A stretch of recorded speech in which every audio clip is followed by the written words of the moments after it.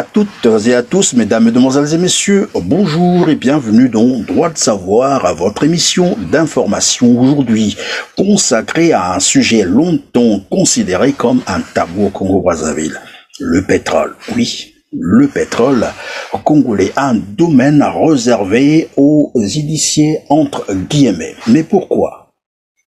À qui appartient réellement le pétrole congolais? Voilà qui sera au centre de notre entretien aujourd'hui avec Monsieur Alphonse Maboussou, consultant en expertise pétrolière et minière, 10 ans consultant à Sonangol.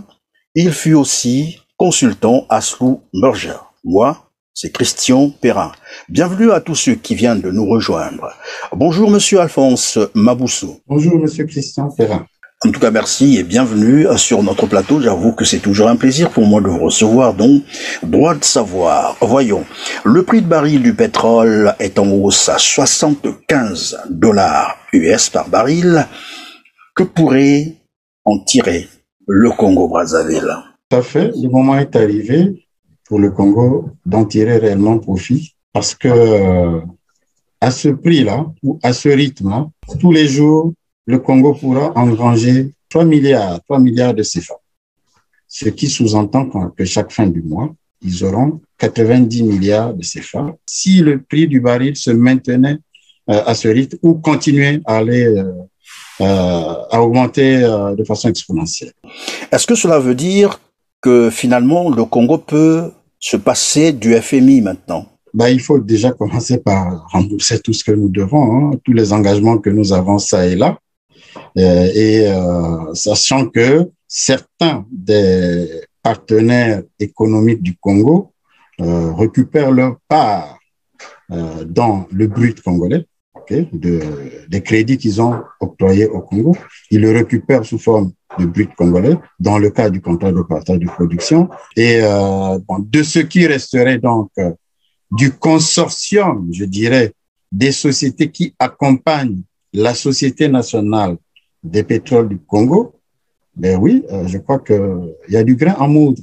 Mais qu'est-ce qui justifie finalement la crise financière actuelle quand on sait que le Congo-Brazzaville a brassé dans l'entretemps beaucoup des milliards pour son pétrole et que la plupart des travaux de construction des infrastructures, nous le savons, ont été réalisés grâce au prêt Gadget? Où serait passé donc l'argent du pétrole congolais?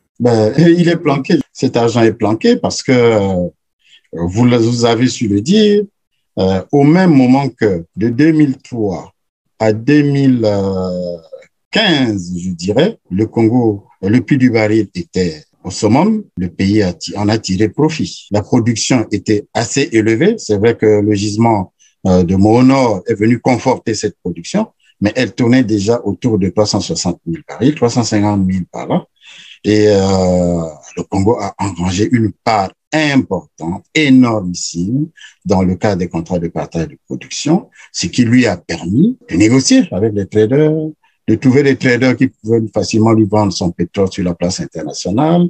Et au lieu d'utiliser cet argent et financer les infrastructures sur fonds propres, ils ont trouvé le moyen d'aller prendre des prêts ça et là parce que ils avaient une garantie financière. Et les prêts leur ont été facilement octroyés du fait qu'ils pouvaient les garantir. Malheureusement, plus tard, le prix du baril chute et ces prêts étant gagés sur le pétrole, il faut plusieurs barils pour rembourser ces crédits-là, ce qui fait que le Congo traîne une lourde dette aujourd'hui. J'imagine qu'avec $75 le baril, mais pourtant, vous l'avez rappelé tout à l'heure, jusqu'en 2015, le Congo a vendu son pétrole à un prix du baril très haut. On avait même atteint $100 le baril. Qu'est-ce qui peut justifier que bien avant cela, le Congo pouvait, dans son compte bien entendu, ne percevoir que 10 000 francs français? En ce temps-là, il est arrivé des moments où le Congo n'avait que 10 000 francs français, donc l'équivalent d'1 million de francs CFA pour le pétrole. Oui, ça, il faut remonter aux années 92 que cela est arrivé. Lorsque le président Lissouba a pris le pouvoir, il existait encore ce qu'on appelle les contrats de concession. Dans le cas de ces contrats de concession, il est stipulé que la société ou les sociétés de pétrole qui viennent explorer et par la suite exploiter le pétrole dans le bassin sédimentaire congolais, une fois découvert donc le gisement, devait vendre la part qui revenait à l'État, c'est-à-dire 15%, représenté à l'époque par Hydro-Congo. Donc les 15% du Congo que gérait Hydro-Congo étaient donc vendus sur la place internationale par Total. Depuis la nuit des temps, depuis la découverte des premiers gisements de pétrole, notamment à la Pointe indienne en 1957, jusqu'en 92, ce sont les contrats de concession qui existaient donc au Congo. Et dans ce cadre-là, il fallait trouver des cadres.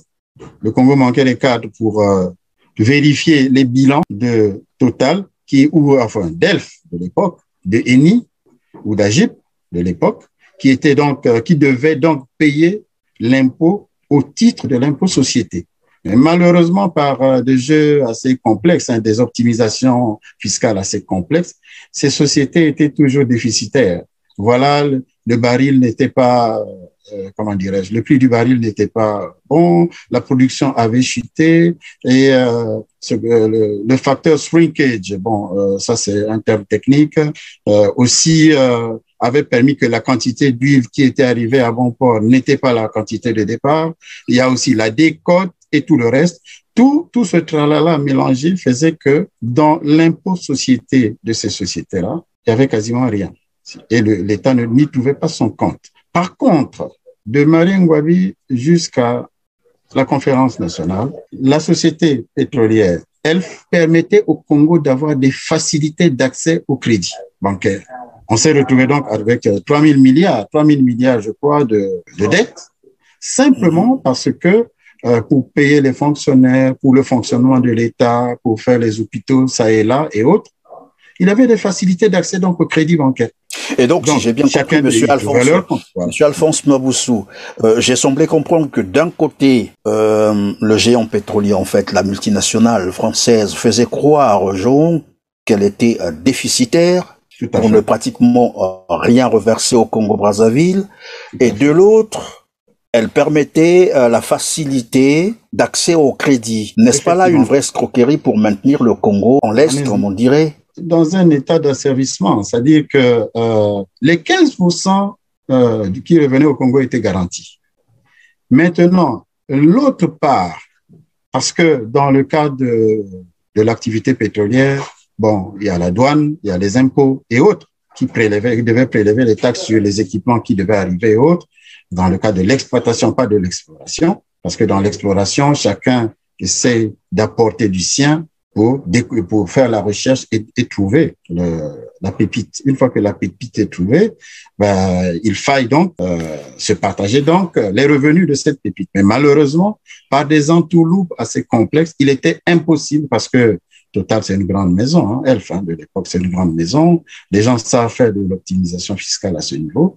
Et malheureusement, le président Lissouba, lorsqu'il arrive, il n'a pas voulu, avec l'affaire Oxy, mais Total lui a fermé les vannes. Elf lui a fermé les vannes, ce qui fait que nous nous sommes retrouvés avec ce genre de chèque en fin de mois. Voilà. Et comment ça s'est passé? Parce que apparemment, c'est ce contrat de partage qui va tout chambouler, c'est-à-dire qui va coûter d'ailleurs le pouvoir de Pascal Lissouba.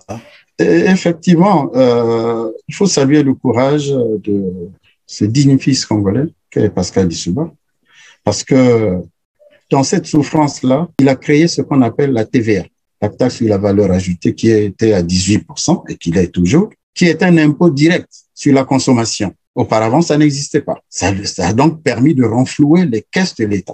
Et avec cet impôt, il a commencé à apurer les dettes laissées par ses prédécesseurs, donc le fameux héritage dont on parle tant. Et l'assiette de la solde de la fonction publique avoisinait les 11 à 12 milliards de francs CFA. Par mois ou par année? Par mois, oui, tout à fait, par mois. A contrario, aujourd'hui, il est passé à 47 milliards. Il faut qu'on nous explique pourquoi. Qu'est-ce qui s'est passé entre-temps? Il n'y a pas eu recrutement massif de fonctionnaires, mais la solde des fonctionnaires est passée de 12 milliards à 47 milliards. Vous voyez, le gap, si quelqu'un pouvait expliquer aux Congolais ce que cela sous-entendait, Ce serait une bonne chose parce que tout le monde au Congo n'est pas fonctionnaire. Attends, on va rester un moment là-dessus. Nous sommes à 12 milliards en quelle année et 47 milliards en quelle année? Jusqu'en 97. Jusqu'en 97. Oui. La masse salariale est voisine. De 12 milliards. En fait, il fallait financer l'effort de guerre. Il fallait financer, comment ça s'appelle? On voit aujourd'hui, lorsque les gens se déplacent, ils se déplacent avec des valises d'argent. Ben, cet argent vient bien de quelque part. Je peux aussi vous garantir que dans le budget de l'État, le Congo a atteint des pics de 4 000 milliards de CFA de budget. Et dans ce budget de l'État, 1 000 milliards étaient réservés. Ça ne concernait ni la caisse noire, ni les fonds de souveraineté. Mais c'était réservé. À qui? Allez-y poser la question. Ceux qui élaboraient ce budget, ils le savent très bien. Ils peuvent expliquer aux Congolais, ils pourront expliquer aux Congolais demain ce qu'on en a fait. De ces 1 000 milliards qu'on mettait systématiquement de côté. N'est-ce pas les 14 000 milliards des générations futures? C'est des entourloupes, hein, voyez-vous, y compris ce gâteau qu'ils ont reçu. De toutes les façons, le président Lissouba était sur le point de créer ce qu'on appelle la Congolaise des pétroles. Et j'en sais quelque chose. Voilà. Donc, ils ont trouvé à sa table, hein, lorsqu'ils ont pris le pouvoir, le projet de décret de création de la Congolaise de pétrole, qu'ils ont transformé en Société nationale de pétrole du Congo, mais en oblitérant l'objet pour lequel cette société aurait dû exister. Voyez-vous? Parce que il eût fallu que, pour gérer le pétrole du Congo, que l'on forme des cadres, okay, qui accompagneraient cette activité-là. Or, qu'est-ce qui se passe de nos jours? Nous avons environ 50 gisements en production au Congo. Nous n'avons même pas 10 géologues à la SNPC. Là-bas, on y trouve plus de secrétaires, de comptables, de juristes, de directeurs que de géophysiciens, de géologues, de pétrophysiciens, d'ingénieurs réservoirs. Vous pourrez aller vérifier. Ils ne me diront pas le contraire. Parce qu'ils n'ont pas été formés ou ils n'existent pas sur le marché de l'emploi? Parce que la politique qui a été appliquée est mauvaise. Parce qu'aujourd'hui, on vous parle de oui, on va créer un institut de pétrole. Mais depuis 60 ans, on n'a jamais pensé à créer un institut de pétrole. Et ils n'ont pas été dérangés. Ils ont dérangé les êtres qui étaient au pouvoir en leur imposant des guerres et autres. Donc, ils n'avaient pas le temps d'organiser toutes ces choses-là. Eux, ils ont eu tout le temps et l'argent nécessaire à pouvoir organiser toutes ces choses. Vous voyez le cas du Sénégal, où ceux qui rentrent à l'Institut national des pétroles, là-bas, ont le niveau du master. Au Congo, l'école n'existe plus.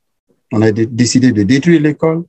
Donc, ceux qui arrivent au master, ils savent ni lire, ni écrire, encore moins s'exprimer en français. À forte raison en anglais, parce que dans ce domaine-là, il faut être bilingue, minimum. Donc, il faut refaire l'école et puis trouver l'opportunité de former les cadres. Il ne faut pas seulement envoyer les enfants d'eux. C'est ça le drame du Congo. Vous ne trouverez pas un Congolais ordinaire dans ce genre de société.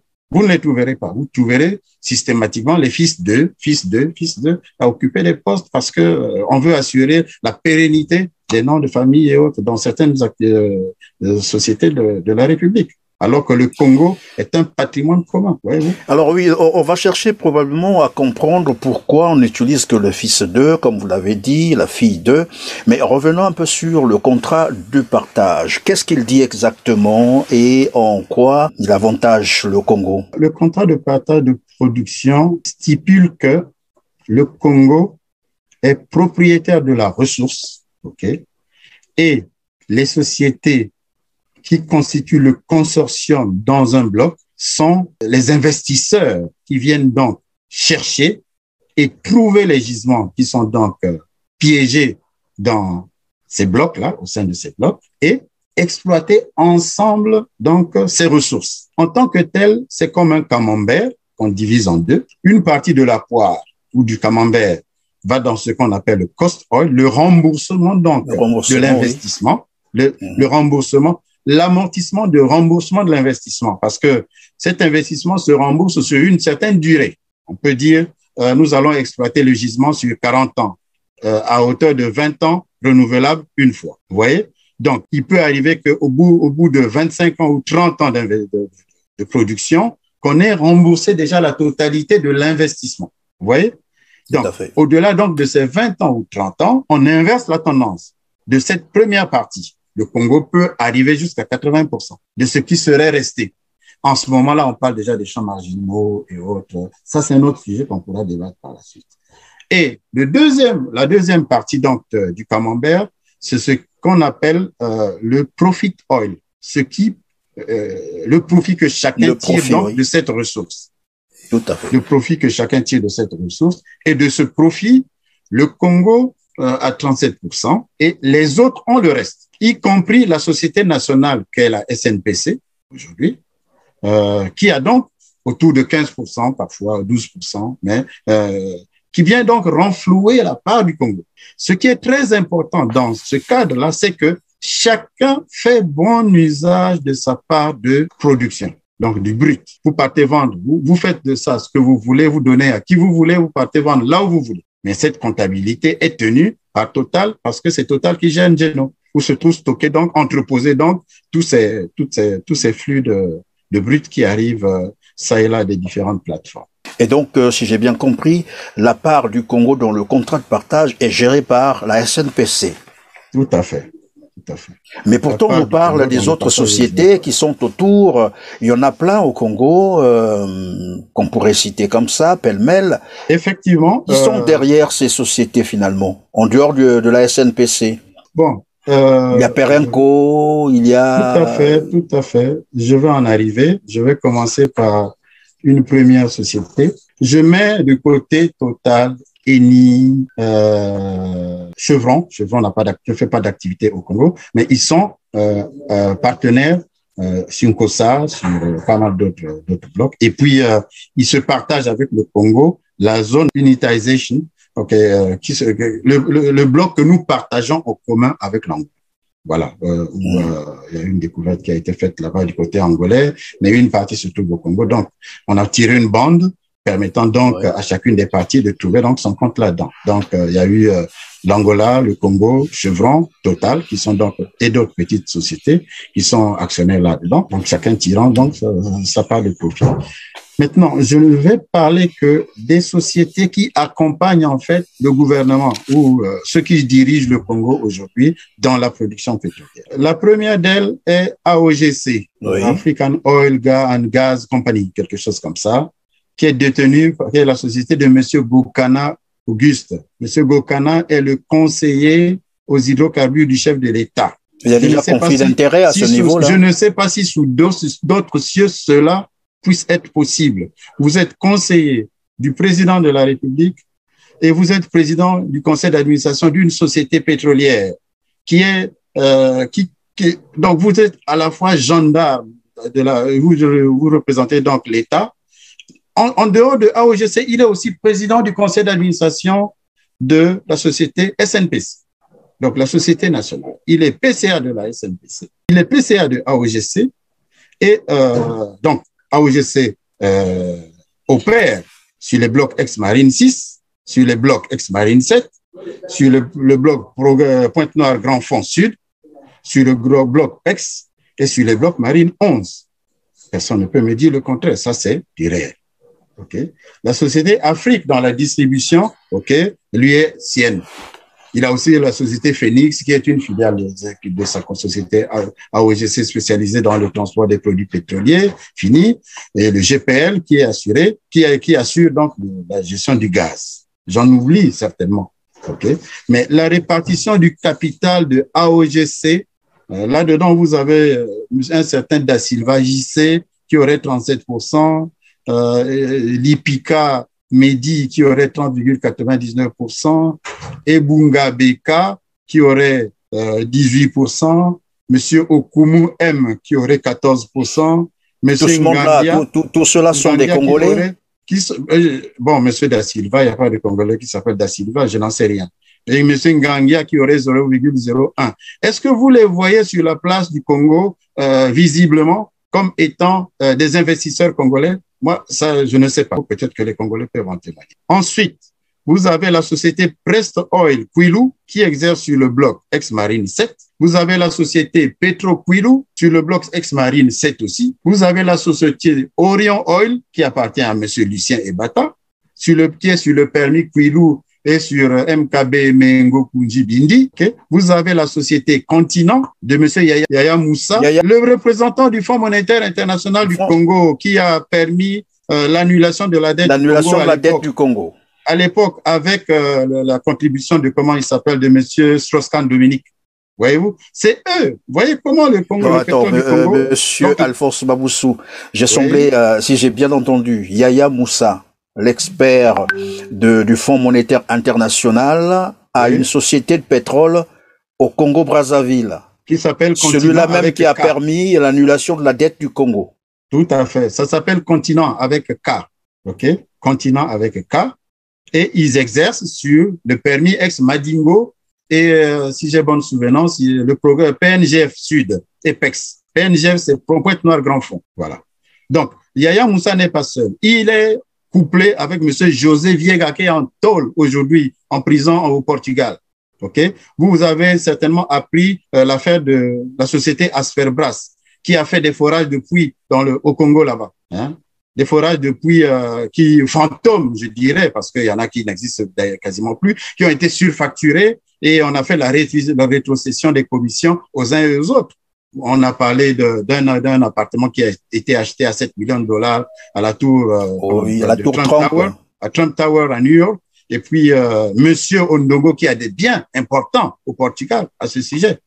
Hein? Monsieur Quand vous dites Monsieur Ondongo, il s'agit de quel Ondongo? Gilbert Ondongo, le ministre, qui était ministre, qui est devenu aussi ministre d'État, qui n'est pas au gouvernement, mais qui a rang de ministre d'État dans une espèce de décret qu'on a sorti comme ça. Voilà. On gère le Congo entre amis, quoi. Et vous avez bien d'autres sociétés. Oui, il y a Petro-Congo. Vous avez la société Petro-Congo sur le permis PNGF Sud. Ils se sont tous engloutis dans PNGF Sud, qu'ils gèrent concomitamment avec Perenco. On va en revenir. Vous avez la société, ils sont sur, donc, Petro-Congo est sur le PNGF Sud, sur PEX, et puis AOGCMM, actionnaire de Petro-Congo à hauteur de 33,50%. OK? Vous avez la société EMLA, HEMLA, OK? Qui exerce aussi sur le permis PNGF Sud, toujours, et PEX. Et vous avez la société Petroleum, qui semble être la société du grand frère. Hein? Le grand frère de Denis Sassou Nguesso? Maurice, oui. Lui aussi a une société de pétrole. Vous avez entendu Petroleum sur le permis PEX. Vous avez aussi la société Ifouret, hein, qui est sur le permis PEX. Ifouret étant aussi, comment dirais-je, affiliée. Hein. Toutes ces sociétés sont des sociétés, je dirais, qui accompagnent en fait le pouvoir dans la gestion du pétrole. Donc, toutes ces sociétés réunies engrangent autour de 80 000 barils jour, des 350 à 360 000 de pétrole que produit le Congo au quotidien. Vous pourrez ajouter à cela la société Pepa Oil, Pepa de Willy Etoka, OK, qui pour le moment ne se trouve que dans la partie exploration parce que ça fait rire parce que et nous apprenons il y a quelques années, attendez, il y a quelques années, Monsieur Abbas et Monsieur Loïc Lefort-Prigent avaient une société qu'ils ont appelée Pilatus. Ils ont foré au nord du Congo, non, ils ont fait une campagne sismique au nord du Congo. Et de cette campagne sismique, il a été mis en évidence certainement la présence des hydrocarbures. La société Pepa Oil est allée forer. Dans quelles règles d'art, je n'en sais rien, mais ils ont annoncé avec pompe la découverte d'un gisement. Sans même forer, ils disaient qu'il était de bonne qualité, dont le pétrole l'huile était de bonne qualité. L'huile, c'est le pétrole. Mais vous ne forez pas, vous n'avez jamais testé le pétrole qu'il y a au sous-sol. Comment pouvez-vous déjà conclure que c'est du pétrole de bonne qualité? Ils ont estimé les réserves à près de 900 000 barils jour qu'ils devaient produire. Vous parlez là du delta de la cuvette, c'est cela? Oui, le delta de la cuvette, tout à fait, parce que il y a des permis qui ont été attribués à ce niveau-là aussi, dont le permis Ngoki, mais ça s'est révélé comme un fiasco. Ça s'est révélé comme étant un fiasco et on n'en parle plus aujourd'hui. On n'en parle plus. On parle des tourbières, il faut protéger les tourbières. Est-ce que c'était un chantage ou quoi? Je n'en sais rien, mais eux seuls savent pourquoi ils se sont enlisés dans une telle bêtise. Voilà. Mais en tout cas, au niveau de la presse internationale, hein, les choses ont été bien dites. Ça a été une escroquerie. Et les journalistes ne s'en sont pas d'ailleurs réservés les termes. Hein. Ils ont parlé de l'escroquerie pure et simple. Mais nous apprenons également que dans toujours l'exploitation pétrolière au Congo, l'épouse du président, Antoinette Sassou Nguesso, serait également propriétaire d'une société d'exploitation. Oui, mais dans les sociétés que je viens de vous notifier là, il y a sa société à l'intérieur. Mais vous allez sur le net, vous ne verrez pas suffisamment d'informations les concernant. C'est des sociétés qui n'existent que Congo, qui n'ont pour auréole qu'au Congo, à l'international, on les connaît même pas. D'ailleurs, je vous dirais une chose.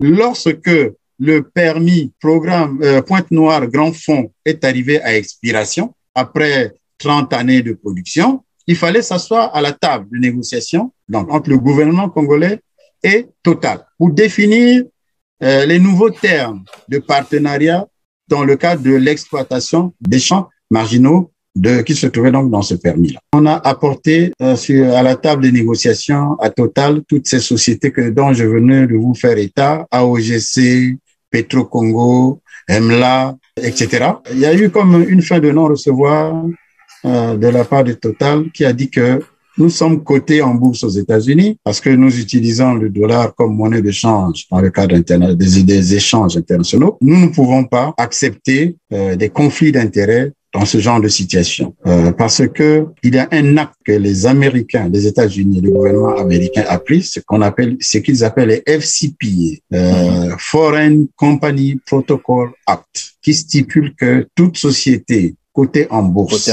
américaine ou non, qui utilise le dollar sur le marché international est tenu de ne pas rentrer dans ce qu'on appelle la corruption, voilà, avec les gouvernants. Donc Total a dit, on est obligé de vous abandonner sur ce bloc-là. Voilà, donc Total s'est lavé les mains et Perenco, qui sont les transfuges de Total, donc les anciens de Total, ont donc pris ce champ qu'ils exploitent aujourd'hui avec tout ce cortège de sociétés-là. Ils ont créé, entre-temps, entre la SNPC et Perenco, une société qu'ils ont appelée Congo-Rep, Congo oui. Et Rep étant l'anagramme de père, donc Perenco, et ils exploitent ensemble donc tout ce qui est PNGF, dans PNGF, je crois qu'il y a Likwala, il y a Tchendo, il y a ainsi de suite comme gisement, voilà. Donc c'est ce qu'ils font eux. Et ils utilisent les facilités de Perenco pour faire des transactions internationales. Par exemple, vous avez besoin d'argent. Perenco, lui, il a la cote au niveau international. On peut utiliser Perenco pour faire arriver l'argent au Congo. Parce que si on met ça sur le circuit international, Odjedj va capturer. Parce qu'il a mis des alertes sur SWIFT. Voilà. Tout l'argent qui passe sur le circuit normal international est capturé par Odjedj. Comment il a fait pour que le Congo lui doive de l'argent? Personne ne sait. Voyez-vous? Donc, c'est assez complexe. En plus, je vais préciser une chose. Les comptes de la SNPC sont certifiés par un commissaire aux comptes qui est du cabinet Ernst & Young, qui serait monsieur Hassan Didas Osibi, concomitamment avec monsieur Mathieu Essango, qui est le commissaire national aux comptes, rattaché à la présidence de la République. Les choses se font comme le week-end au village, en fait. Voyez-vous, on ne peut pas gérer la République comme ça. Alors, tout compte fait, je semble comprendre, hein, peut-être que je me trompe, mais je semble comprendre que finalement, le pétrole dit congolais, c'est plutôt le pétrole du clan Sassou Nguesso. Vous le dites si bien.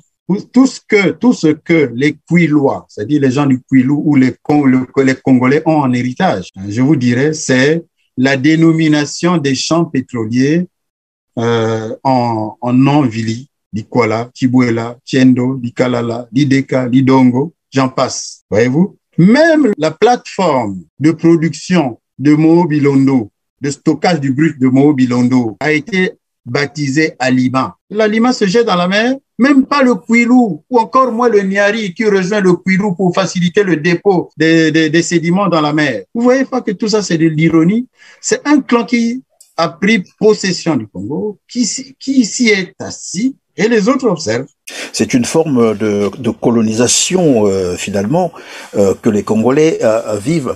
Mais est-ce que je voudrais comprendre comment fonctionnent finalement ces sociétés telles que vous êtes en train d'expliquer, parce que jusqu'à aujourd'hui, le commun des Congolais se disent, ben c'est Total qui tire bénéfice du pétrole congolais, et c'est Total qui exploite le pétrole congolais à la rigueur un peu Eni, et puis mais là on vient découvrir avec vous qu'il y a finalement une kyrielle des sociétés créées par les Nguesso, il faut le dire, et compagnie, qui finalement se font mais vraiment du beurre au nom des Congolais. Est-ce que vous pouvez nous expliquer comment fonctionnent ces sociétés?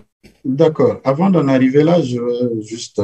nous avons 50 gisements environ qu'on exploite au Congo. Nous avons des grands noms qui ont géré des gisements du côté de Total, du côté d'Eni.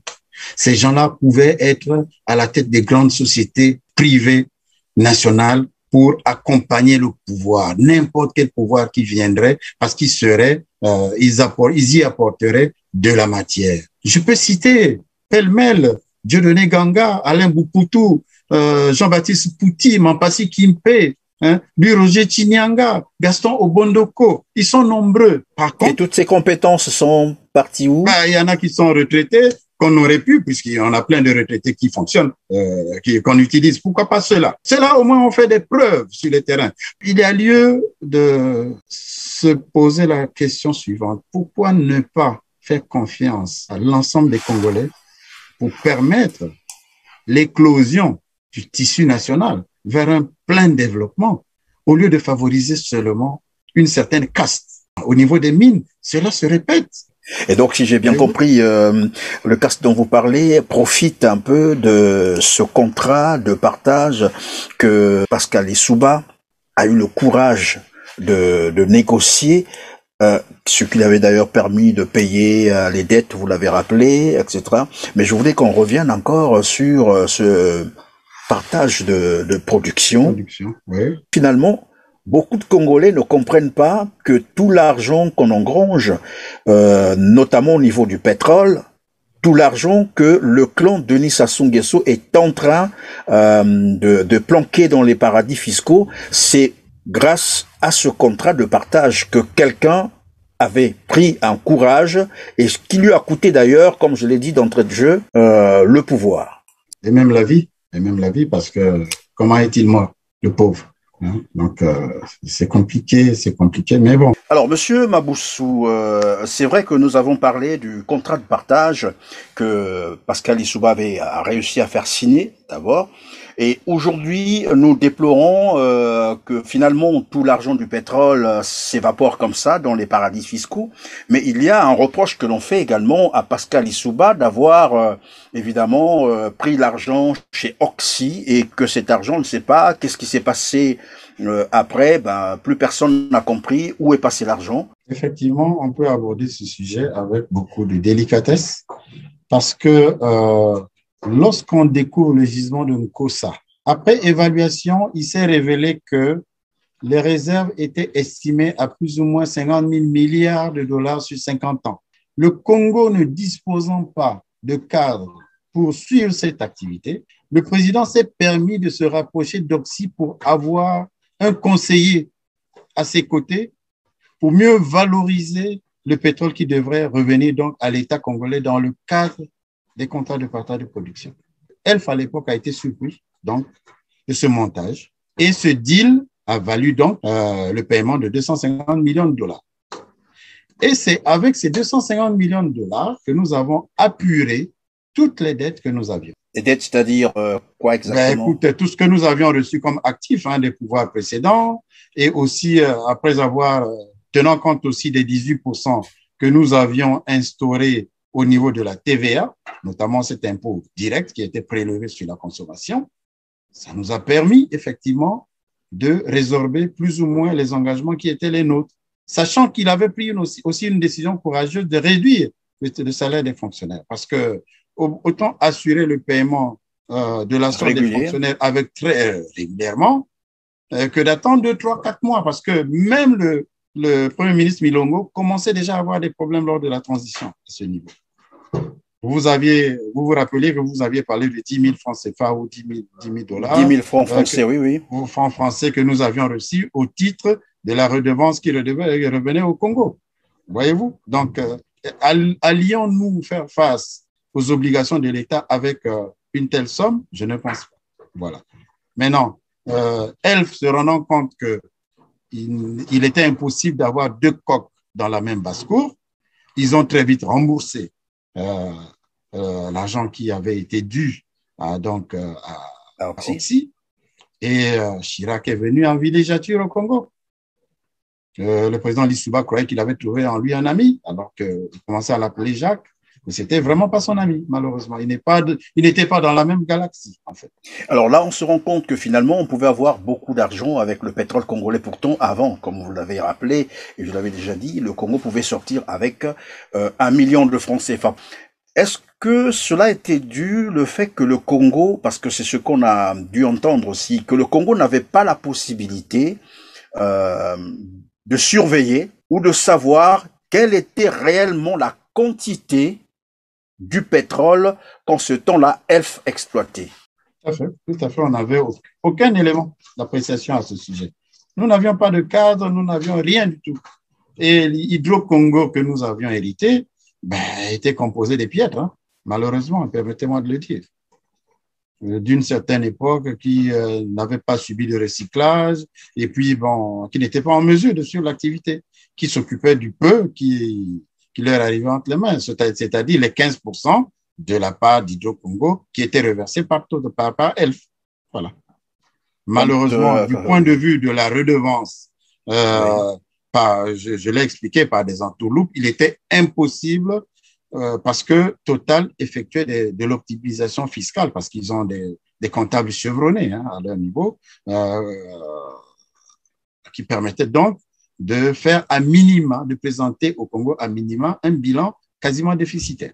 Donc, dans le cas de l'impôt sur les sociétés, l'État ne pouvait pas trouver son compte non plus.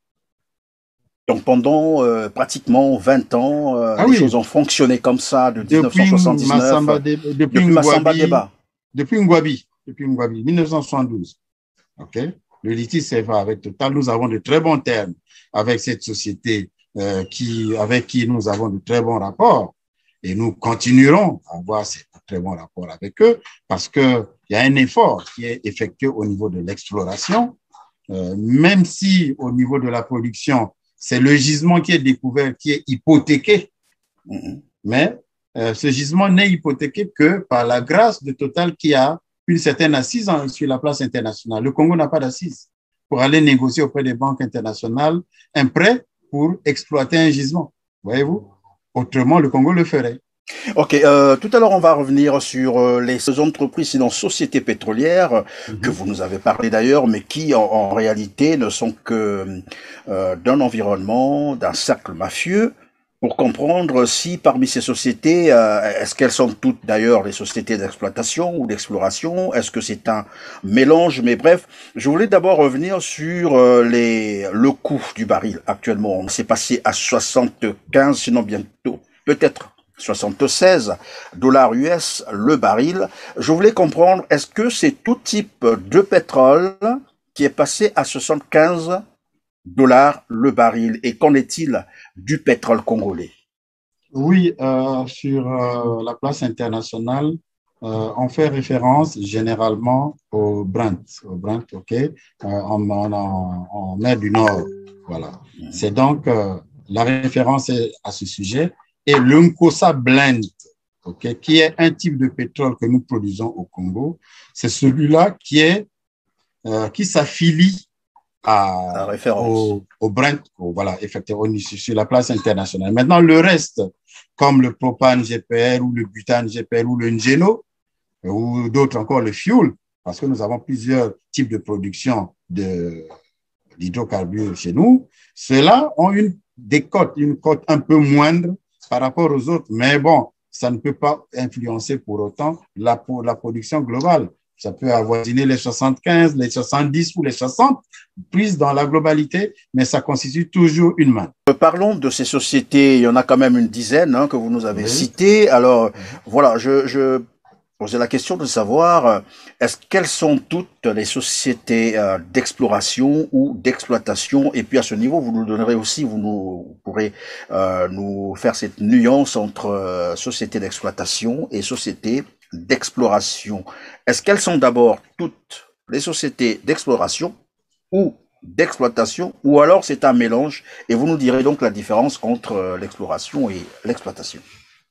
La difficulté dans notre pays, c'est que généralement, quand un consortium de sociétés arrive pour solliciter un bloc d'exploration, parce que le risque est élevé, okay, entre le temps où on commence la recherche et le moment où on découvre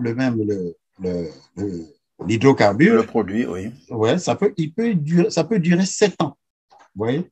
Et il faut avoir une certaine cote sur la place internationale pour aller solliciter des prêts, okay, oui, garantissant donc l'investissement.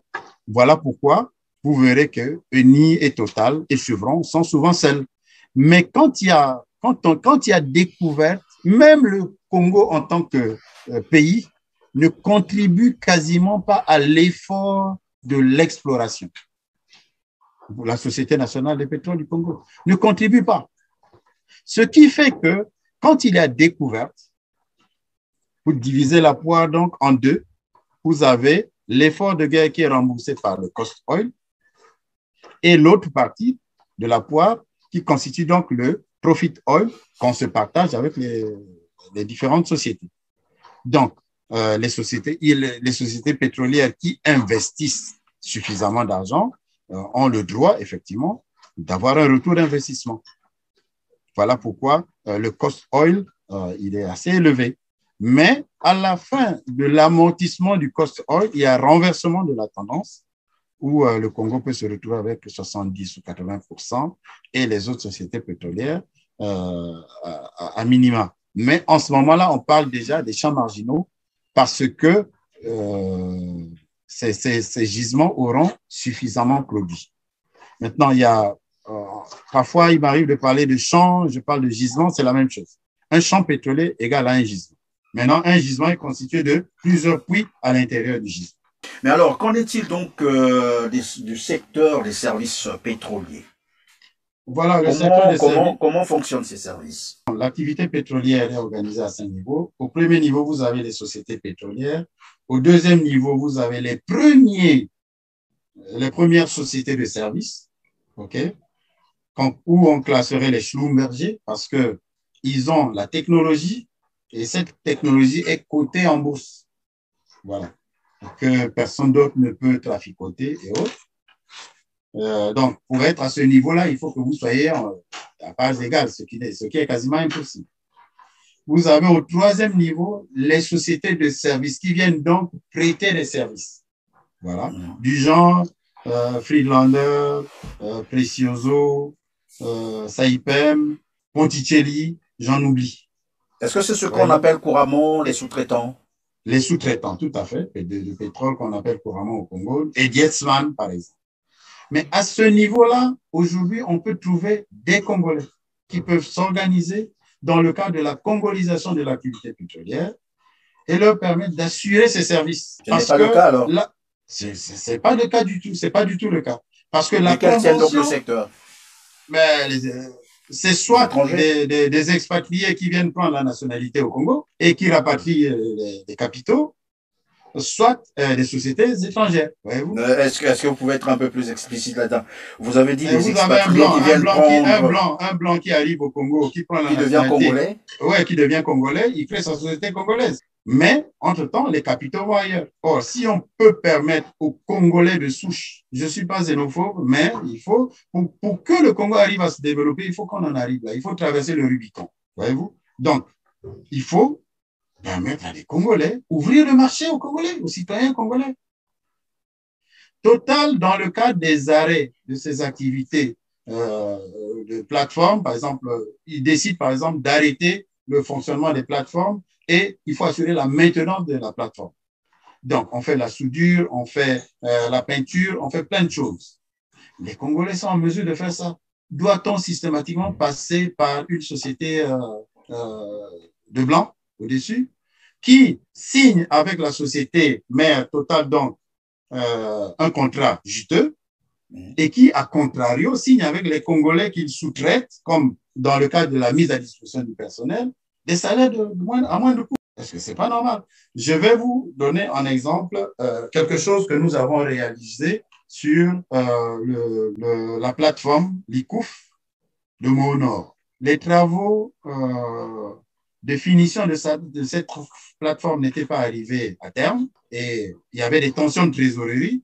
Il fallait donc laisser couler cette plateforme depuis Ulsan en Corée du Sud jusqu'à Pointe-Noire. La plateforme est arrivée au site, on a fait le hook-up, donc on l'a fixé à son lieu d'arrimage et il fallait donc terminer les travaux. Les Coréens sont venus avec une moitié du personnel et une autre moitié du personnel a été fournie par les Congolais. Et qui a gagné ce marché? C'est Intérim 2000 de Ndouna François et dont j'étais le directeur général. Donc, j'ai managé ce projet. Et nous l'avons gagné dans le cadre du marketing qui a été fait à très haut niveau entre Total, Hyundai et les différentes sociétés. Les dignitaires du pouvoir n'ont vu que du feu. Voyez-vous?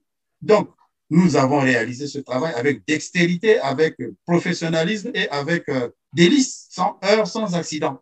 Nous avons même eu la reconnaissance de Total qui a rédigé, qui a écrit, qui a signé recognition du travail accompli. Ça veut dire qu'on peut compter sur les Congolais. Comme quoi, il y a des Congolais qui sont bien formés en la matière.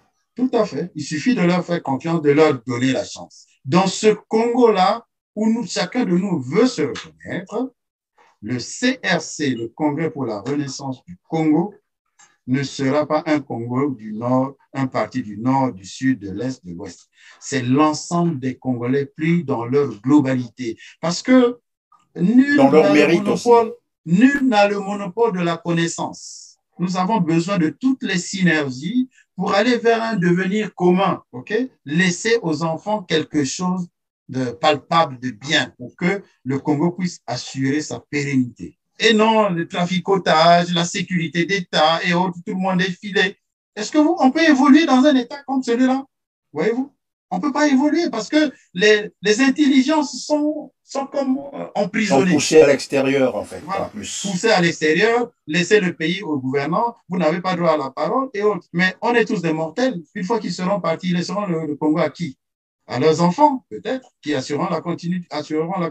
C'est ce qui se passe aujourd'hui. Vous allez à la SNPC, vous trouverez les Okiorina, vous trouverez les Ngakala, vous trouverez les Sassou, vous trouverez qu'il y a les Mwamba, vous trouverez qui d'autre encore. Donc, ceux qui ont la chance d'accéder au pouvoir, c'est ceux-là qui laissent leurs enfants. Quel est ce Congo-là? On a parlé de la création d'Institut Polytechnique de pétrole. Mais qui aura la chance d'aller là-bas? C'est que les enfants des dignitaires. Parce qu'ils ont détruit l'école. Ils ont détruit l'école. Les enfants, ceux qui arrivent à la maîtrise au Congo ne savent ni lire ni écrire. Encore moins parler. Voyez-vous? Or, pour être à ce niveau-là, il faut parler au moins 2 ou 3 langues. Vous voyez toute la problématique du Congo? Mais est-ce que vous pensez que dans cette nébuleuse, il n'y a pas des Congolais sur qui on peut encore compter aujourd'hui? Est-ce que tout le monde s'est mouillé la barbe dans cette mafia, entre guillemets? Je pourrais dire que Congo, les traders sont pignons sur rue. Je vous présenterai le cas d'une société qu'on appelle Filia, une entreprise de négoce créée en 2012 à Genève, en Suisse. Comment peut-elle, cette entreprise, subitement devenir un géant d'exploration-production au Congo uniquement et nulle part ailleurs dans le monde et vouloir avoir des participations sur Marine 13? C'est quoi Marine 13 quand vous dites ça? Marine 13, c'est un bloc pétrolier, c'est-à-dire un bloc où vous trouvez une consortium de sociétés pour explorer et ou exploiter les hydrocarbures qu'on y a trouvés. Voilà. Donc, cette société Filia vient donc solliciter des participations dans ce bloc qu'on appelle Marine 13. Je ne saurais me dérober d'un devoir, notamment celui de féliciter le professionnalisme de Madame Teresa Goma, directrice générale des hydrocarbures, qui les a mis hors jeu. malgré l'insistance de sa hiérarchie, je dirais, depuis le sommet qui les a mis hors jeu, c'est-à-dire qu'est-ce qu'elle a fait exactement? Cette société ne respectait pas les normes lui permettant d'accéder d'être considérée comme une société d'exploration-production. Donc, Madame Teresa Goma a dit, il n'y a aucun critère sur lequel je peux fonder euh, euh, l'accession, de cette société-là au même niveau que Total, Eni et autres. Donc, je ne peux pas accepter qu'il s'intègre le permis. Voilà. Donc, cette société a été donc déboutée. Il y a un autre cas que je peux présenter concernant cette dame. Il s'agit de la société Winghua, qui est une société chinoise. Cette société chinoise qui exerce donc à terre, un gisement qui a été découvert à terre dans le Mayon, voilà, qui utilise des méthodes peu orthodoxes, des méthodes de travail peu orthodoxes, ne respectant pas les normes environnementales qu'exige l'industrie. Vous avez une base vie où ils logent et leur personnel et les Congolais en état d'insalubrité. Les Congolais sont maltraités et autres. Cette dame a rappelé à l'ordre cette société-là pour qu'elle revoie ses normes de travail. Ça, c'est à féliciter. C'est de ce Congo-là dont on a besoin pour avancer. Voyez-vous? Donc, je parlais donc de la société Winghua. Comment Winghua a fait pour découvrir le gisement de Bangakayo? En fait, c'est la société BGP, qui est une société chinoise, qui fait la campagne sismique, donc l'échographie du sous-sol, du côté angolais, à Cabina Norte, qui va donc découvrir qu'il y avait un gisement du côté congolais. Et comme c'était fait par des Chinois, ils ont donc ça fuitait donc du côté de la Chine et est arrivé un temps plus tard la société Winghua parce qu'il y avait un intermédiaire. Et finalement, c'est Winghua qui est arrivé et qui a commencé à exploiter donc ce gisement, qui va débiter à tout casser, je crois que c'est 70 000 barils, quelque chose comme ça, si je ne me trompe. Oui, entre 50 000 et 70 000 barils jour. C'est comme pour dire que le Congo est inexploré. Les bassins sédimentaires congolais sont inexplorés. Il y a lieu de pousser de nouveaux thèmes pour que nous arrivions effectivement à tirer le maximum dans la production des hydrocarbures au Congo. On peut parler de la SNPC à ce sujet. La société chinoise dont vous faites état, n'est-ce pas, celle qui avait été visitée entre-temps par le ministre des Hydrocarbures, qui avait pourtant promis que personne ne serait viré de cette entreprise, mais curieusement après, on a entendu que les jeunes Congolais ont été virés en masse et finalement l'État congolais n'a plus rien fait. Qu'est-ce qui justifie cette impuissance de l'État congolais face à ce genre d'entreprise? C'est la superpuissance chinoise. Voyez-vous, un État dans un État. Et les différents montages qui existent entre je dirais pas le gouvernement chinois, mais plutôt les mafieux chinois et ceux qui dirigent notre pays aujourd'hui.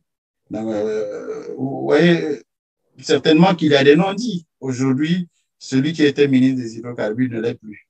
Vous et moi, nous n'en savons pas. Mais eux, ils savent pourquoi il n'est plus ministre des hydrocarbures. Mais quoi qu'on lui ait changé de portefeuille, mais il y a quand même anguille sous roche. Peut-être à cause du problème de Ngeno avec Total. Il se pourrait que ce soit pour d'autres raisons, je n'en sais rien, mais je ne voudrais pas rentrer dans ces... Oui, monsieur Alphonse Maboussou, vous avez dit ce sont les sociétés mafieuses, c'est-à-dire on ne comprend plus rien. Ce n'est pas l'État chinois lui-même qui négocie, ou les sociétés reconnues par l'État chinois qui négocient avec le Congo. Vous avez dit les sociétés mafieuses, c'est-à-dire on ne comprend rien du tout. On ne va pas faire un imbroglio entre l'État chinois et les sociétés qui exercent en Chine ou les sociétés chinoises. Il n'est pas dit que Winghua, c'est forcément un État qui existe en Chine. Hein.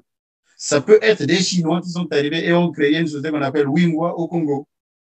Voilà, donc une société de droit congolais, mais gérée par les Chinois. Venons-en donc à la SNPC. C'est vrai que vous avez déjà fait mention de cela. Vous nous avez parlé des entreprises qui ont été créées autour, bien sûr, du secteur pétrolier, tout en nous expliquant comment la nébuleuse fonctionne à ce niveau.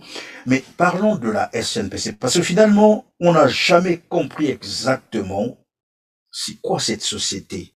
À qui appartient-elle exactement? À l'État congolais, aux particuliers? Est-ce que c'est une société mixte? C'est quoi la SNPC? La Société nationale des pétroles du Congo a reçu mandat du gouvernement congolais, donc de l'État congolais, de le représenter dans l'activité dans le secteur pétrolier. Voilà. Donc, il est le représentant légitime du pouvoir de l'État congolais auprès de Total, Eni et autres pour gérer les bassins sédimentaires congolais. Donc, les bras d'espace pouvant contenir des hydrocarbures. Cette société devait avoir deux rôles, notamment le rôle de gendarme pour surveiller, pour promouvoir l'activité pétrolière, mettre à la disposition des sociétés donc, qui arriveraient des espaces qu'on appelle des blocs pétroliers, pour qu'ils y fassent leurs activités d'exploration et ou d'exploitation. Et puis, d'autre part, récupérer, elle-même aussi jouerait le rôle donc de société pétrolière. Donc, il y a deux niveaux. Le premier niveau, c'est d'assurer donc le rôle de gendarme. Et le deuxième niveau, c'est de faire, au même titre que Total et Eni et les autres, Chevron, l'activité d'exploration et production, donc chercher le pétrole et le produire. Il se passe que, depuis que la société-là existe, je ne sais pas s'ils ont déjà découvert un gisement, je n'en sais rien, mais je ne pense pas. Mais ils récupèrent systématiquement ce qu'on appelle les champs marginaux et ils ont 15% dans quasiment chaque permis de partage de production qui existe. Parce qu'il est établi que le Congo, au travers de sa société nationale, doit disposer de 15% de parts dans les différents permis. Voilà. Donc, la SNPC, ayant donc ces 15%, siège donc au conseil d'administration de ce consortium de sociétés qui gère donc le bloc. Le bloc, c'est donc cet espace qui est alloué à un ensemble de sociétés pour explorer ou exploiter. Donc, mais cette société a des filiales que sont la raffinerie, que sont E-Logs, que sont SCLog, que sont la SPF. Je vais ouvrir une petite brèche sur la SPF, qui est la société de forage pétrolier, qui est une société qui devait donc forer tous les puits appartenant à la SNPC et ses associés. Et à ce titre, il y a une plateforme qu'ils avaient achetée de forage qui est restée 3 ans inactive, 3 ans inactive, sans être utilisée. Et tout le personnel et les consultants qu'ils ont recrutés ça et là pour l'exploitation donc de cette plateforme de forage ont été payés pendant les 36 mois d'errance par l'État-providence. L'une des explications données de la pauvreté, de la misère des Congolais serait que le pétrole congolais s'évapore dans les paradis fiscaux avec la création d'une myriade des sociétés offshore par le clan Sassou Nguesso. Qu'en pensez-vous? Oui, tout à fait.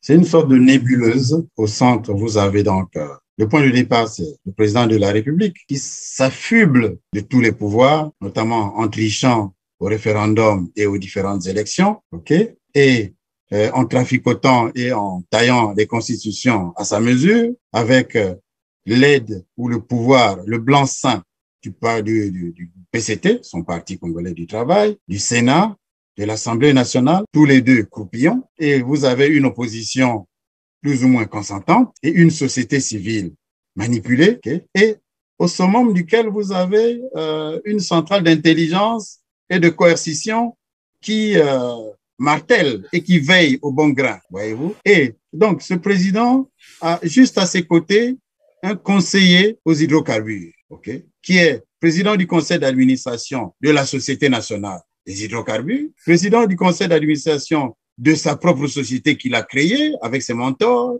et bien d'autres, qui va négocier donc avec les traders la vente du brut congolais que l'ISUBA a négocié dans le cadre des contrats de partage de production. Donc, les 80 000 barils donc, que le Congo gère au quotidien se retrouvent entre les mains de qui? Des sociétés qui sont affiliées dans les différents blocs où ils ont eu l'opportunité d'y accéder parce que Total a refusé de travailler avec toutes ces sociétés. Donc, dans les blocs où se trouve Total, vous ne les verrez pas. Mais dans certains blocs où il y a Eni, vous les trouverez. Le cas de...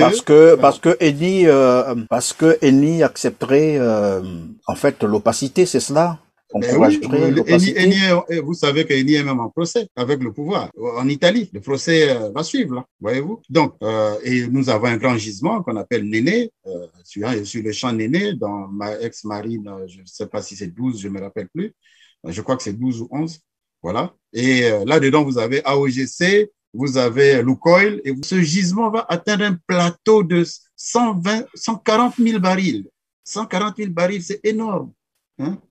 Et vous avez AOGC qui a peut-être 15 ou 20% là-dedans, mais qui va se retrouver avec plein de pétrole qui vont vendre à l'extérieur et qui n'auront de compte à rendre à personne, même pas à l'Assemblée nationale, encore moins au Sénat, sachant qu'eux, ils ne rétrocèdent pas systématiquement au trésor public les revenus de la vente du brut. Alors que mais pendant que vous êtes là, est-ce que ces sociétés-là ont une traçabilité au niveau de la fiscalité au Congo? Ah, ça, il faut aller forer au Congo pour s'en rendre compte. Vous savez que je crois que au cours de la dernière émission, j'avais parlé des manipulations dolosives. On dissimule tout. Rien, on ne met pas à la disposition de quiconque qui veut accéder aux informations. Sauf à l'ITIE qui, parce que le Fonds monétaire international, pour accéder au crédit, vous impose une certaine transparence. Donc, vous êtes obligé d'ouvrir vos portes à des experts comptables, à des experts internationaux qui viennent donc scruter vos comptes à vous.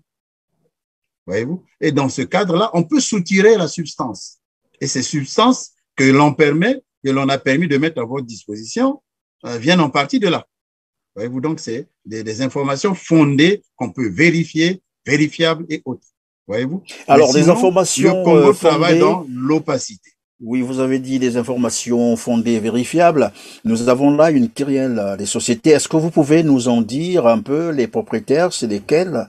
Je vois AOGC, vous en avez parlé. Oui, AOGC, je vous ai dit tout à l'heure que c'était la société de M. Gokana, Petro Congo, que c'était aussi la société de M. Gokana et les autres. Ben, en fait, c'est la famille, tout ça. Vous voyez, il y a madame ici, les enfants, le grand frère. Madame, vous parlez de madame Antoinette Sassou Nguesso, oui, Petro Kouilou. Voyez-vous? Petroleum, c'est la société de M. Maurice. Maurice Nguesso. Oui. Orion, c'est la société de M. Lucien Ebata. Continent, c'est la société de M. Yaya Moussa et Viega, qui est en tôle au Portugal, qui nous a foré des puits surfacturés d'eau au Congo. Hein? Les fameux forages. Oui, forage d'eau, oui, on vous a apporté l'eau dans les villages et autres avec le drapeau de la République et tout. Je crois que tous ces forages sont en désuétude aujourd'hui. Voilà. Ils sont en désuétude. Voilà. Et en aval, il ne faut pas oublier qu'il y a la partie aval où vous avez Afrique, qui est la société de M. AOGC, donc, comment il s'appelle, Gokana, qui vend les produits finis qui sortent de la raffinerie. Okay? Vous avez X-Oil, Puma, Rox Oil. Et vous avez aussi le gaz, hein, qui est aussi vendu par AOGC. GPL étant sa société. Vous voyez donc, tout est entre les mains de M. Denis Gokana, conseiller aux hydrocarbures du chef de l'État. Dans quelle république vous pouvez voir ça? Est-ce que nous avons une assemblée ou un Sénat pour censurer ce genre de choses? Hein? Et ces gens-là peuvent céder le pouvoir ou ils peuvent laisser le pouvoir. Ils sont obligés de se surarmer pour protéger leur pouvoir et éviter que les autres ne les distraient. Voyez-vous? Voyez le fond du problème du Congo, c'est celui-là. Hein? C'est rien d'autre. Donc, je vois un peu plus bas oui. Une banque chinoise, c'est cela? Oui, tout à fait. Vous avez la BSCA, Banque Sino-Congolaise pour l'Afrique. Voilà une autre entourloupe qui serait détenue à 50% par la Banque chinoise agricole et à 50% par l'État congolais à 12%, la SNPC à 15%, les privés congolais à 12% et français. Quels sont ces Français-là? Et une société qui est dans les mines qu'on appelle Mineral, quelque chose comme ça. Congo Mineral ou quelque chose comme ça. Et le but de cette banque, c'est quoi? C'est quoi l'objectif? Vous savez que dans le cadre du crédit, comment on appelle, de la dette du Congo, il y a deux branches. Oui. Il y a la dette intérieure, la dette extérieure. La dette intérieure, c'est avec les sociétés locales, donc estimées en monnaie locale. Et la dette extérieure, c'est avec comment dire, les partenaires bilatéraux et multilatéraux. Okay? Et les banques privées et autres. Donc, des bilatéraux, vous avez la France, etc. Et dans le cas des multilatéraux, vous avez le Fonds monétaire international, les institutions de Bretton Woods et autres, avec qui nous voulons signer des accords pour accéder à de nouveaux prêts. Parce que le FIS a été nommé à la coopération internationale. Hein. Il faut montrer aux Congolais qu'on peut faire des travaux, des nouveaux travaux, et puis lui donner comme un blanc-seing pour qu'il puisse remplacer son papa, quoi. Voilà, dans la gestion du Congo. Donc, cette banque chinoise, je me demande même, le président du conseil d'administration de cette banque se trouve être M. Andély Rigobert, Roger, qui est devenu aujourd'hui ministre des Finances. Le ministre des Finances. Voilà. Il est aujourd'hui ministre des Finances, mais il était déjà président du conseil d'administration. Son adjoint se trouve être Monsieur Obambi Patrick. OK? Est-ce qu'une banque chinoise peut accepter que et le président du conseil d'administration et l'adjoint du président du conseil d'administration soient comment dirais-je, des étrangers, qu'il n'y ait pas un Chinois au conseil d'administration là. Vous voyez pas qu'il y a anguille sous roche? Oui, mais on comprend bien que c'est juste un statut d'emprunt alors. Oui, je me demande si c'est une franchise. Il se pourrait que ce soit simplement une franchise, c'est-à-dire que l'argent du Congo qui se trouve en Chine, on a transformé en une banque, ok, qu'on crée au Congo et qu'on couvre, dont on couvre les activités en donnant les ATM, c'est-à-dire les facilités d'utilisation des cartes de crédit. Vous pouvez aller au distributeur retirer votre argent, les taximens peuvent ouvrir les comptes et autres. On a fait tant de bruit. Est-ce que le ministre des Finances a fait du bruit sur BGFI ou Okemba est président du conseil d'administration, sur les autres banques, LCB ou etc. Hein? Mais pourquoi faire la publicité de cette banque chinoise? C'est simplement parce que on veut occulter la dette intérieure, parce que nous devons de l'argent aux Chinois, on va le leur rembourser sous forme de pétrole, sous forme de minerais, ok? Et d'autre part, ils vont nous faire des grands travaux, comprenez? Ils vont nous faire des grands travaux. Je comprends, c'est vrai. Donc, que... Oui. C'est vrai, là-bas, vous pourrez trouver des Chinois dans cette société, mais les Chinois, là, ne sont que la partie... Des arbres qui cachent des forêts. Voilà, c'est ce que je semble comprendre. Les Congolais doivent ouvrir les yeux. Ils ont été roulés dans la farine depuis toujours. On comprend très bien que dans la gestion du pétrole congolais, on retrouve donc les enfants Nguesso, madame, donc l'épouse de Denis Sassou Nguesso lui-même, et c'est en fait, disons, c'est pour le clan Sassou Nguesso. Je pourrais vous parler aussi de Lukoil, hein? Lukoil qui est une société russe, okay? Oui. Qui est aussi dans le permis ex-marine 12, okay? Notamment là où se trouve le gisement Néné, de Eni. Okay, ils sont dedans. Et c'est cette société qui va être utilisée pour la construction de l'oléoduc qui va partir de Njeno jusqu'au village, peut-être au-delà. Comme ça, on ouvre les vannes, on ferme les vannes, seront la volonté du prince. Pourquoi se lance-t-on dans des opérations de prestige de ce genre, alors que nous sommes à la recherche du minimum du bien-être des Congolais? Pourquoi on va chercher à embrasser le baobab, on ne pourra pas, c'est pas possible. Hein?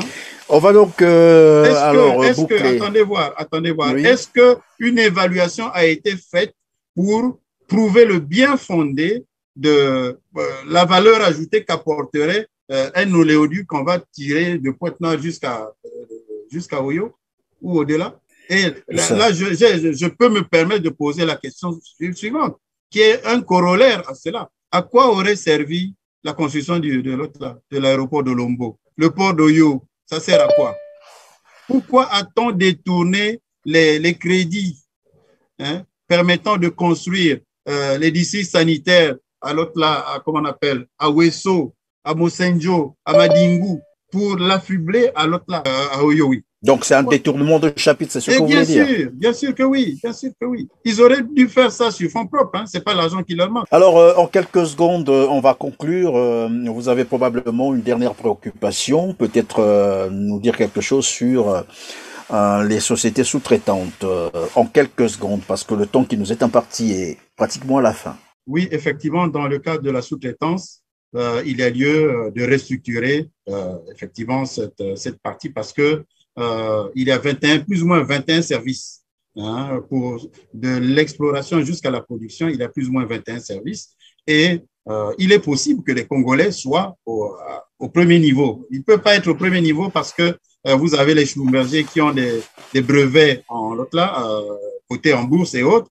Mais les parties occupées par les sociétés comme les Friedlander, Dietzmann, Saipem, Ponticelli et autres, Artemis, Precioso, même si Precioso a une technologie de lutte anti-corrosion, on peut faire confiance à des Congolais. Vous avez les Congolais comme comment il s'appelle, celui qui se trouve au Canada, là, Bernard Pongui, hein, qui ont fait leurs preuves, c'est Dietzmann avec les Nduna François. Donc, pourquoi ne pas faire confiance en ces gens-là? On laisse toujours la place aux autres. Ils n'ont plus rien à nous apprendre. Nous en avons l'expertise. Voilà. Nous en avons l'expertise, c'est par ces mots que nous mettons donc terme à cette émission qui a porté sur la gestion du pétrole congolais, à qui appartient réellement le pétrole congolais. Chacun de vous pourra en tirer bien sûr les conclusions. Merci Monsieur Alphonse Maboussou d'avoir répondu à nos questions liées à l'exploitation pétrolière au Congo-Brazzaville. Je rappelle que vous êtes consultant en expertise pétrolière et minière. À vous, chers téléspectateurs, grand merci de nous avoir choisis aujourd'hui, de nous avoir suivis. Restez donc branchés sur votre canal d'information TLR TV. On se retrouve très prochainement. Merci.